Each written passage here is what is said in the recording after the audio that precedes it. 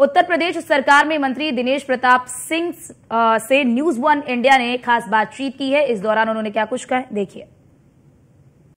उत्तर प्रदेश में उपचुनाव को लेकर जहां अब तारीखों का ऐलान हो गया है, वहीं सूत्रों से ये भी पता चला है कि शायद कांग्रेस इस बार उपचुनाव नहीं लड़ेगी और उन्हें जो 2 सीटें मिली हैं उसको भी वो सपा को देने वाली है। हमारे साथ बातचीत करने के लिए उत्तर प्रदेश सरकार में मंत्री दिनेश प्रताप सिंह जी हैं।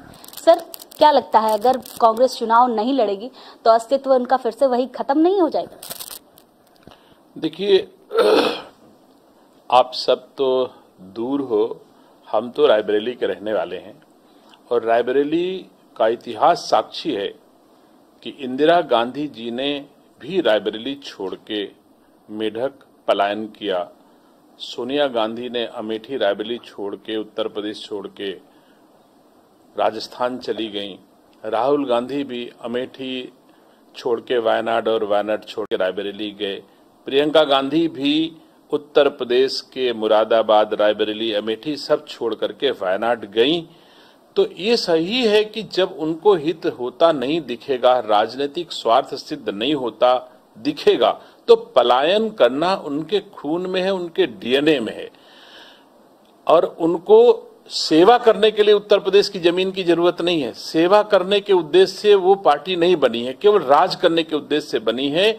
इसलिए वो लोग देख रहे हैं कि अब हम उत्तर प्रदेश में हमारी फसल तैयार नहीं हो पा रही है, तो अब पलायन कर गए उत्तर प्रदेश छोड़ करके। जैसा मीडिया के माध्यम से मुझे जानकारी हो रही है कि 9 सीटों के उपचुनाव में कांग्रेस अभी तक बड़े बड़े बोल रही थी कि मुझे आधे सीटें चाहिए, 5 पर मैं लड़ूंगी, 5 पे सपा लड़ेगी।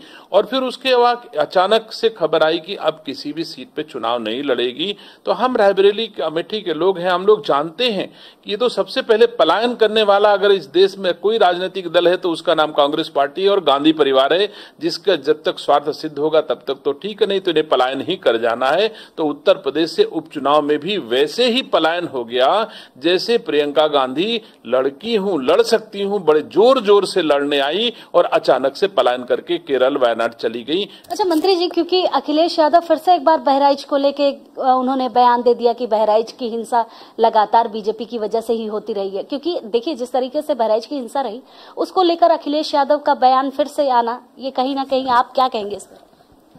देखिए, हम तो ईश्वर से मनाएंगे कि इस तरह बहराइच जैसी घटना किसी को देखने को न मिले। ईश्वर करे किसी के साथ ऐसी अनहोनी ना हो।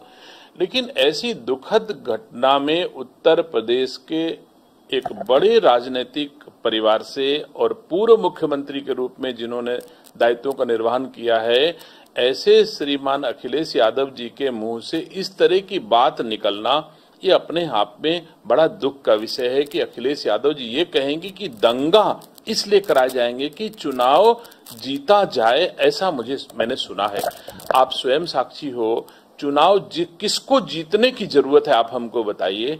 भारतीय जनता पार्टी दुनिया की सबसे बड़ी पार्टी के रूप में स्थापित है और उसको देश और प्रदेश दोनों के मतदाताओं का विश्वास हासिल है। देश में भी हमारी सरकार है, प्रदेश में भी हमारी सरकार है, तो हम तो जीत ही रहे हैं। जिसको जीतने की आवश्यकता होगी वो दंगा कराएगा। भारतीय जनता पार्टी क्यों दंगा कराएगी? वो तो सेवा करके सम्मान पा रही है, विकास करके सम्मान पा रही है, अच्छा आचरण व्यवहार करके सम्मान पा रही है। तो हमारी तो झोली ऐसे ही भरी है, जिसकी झोली खाली होगी वो ऐसे काम करेगा। ईश्वर सद्बुद्धि दे अखिलेश यादव जी को कि इस तरह के बयानों से बचना चाहिए। ये बहुत ही दुखद क्षण था जो बहराइच में हुआ है। किसी भी उत्तर प्रदेश और देश के नागरिक के लिए ऐसा भगवान करे किसी के साथ ना हो। बहुत बहुत धन्यवाद आपका। तो ये थे दिनेश प्रताप सिंह। कैमरामैन अमित साहनी के साथ मैं वर्षा शाही, न्यूज़ वन इंडिया, लखनऊ।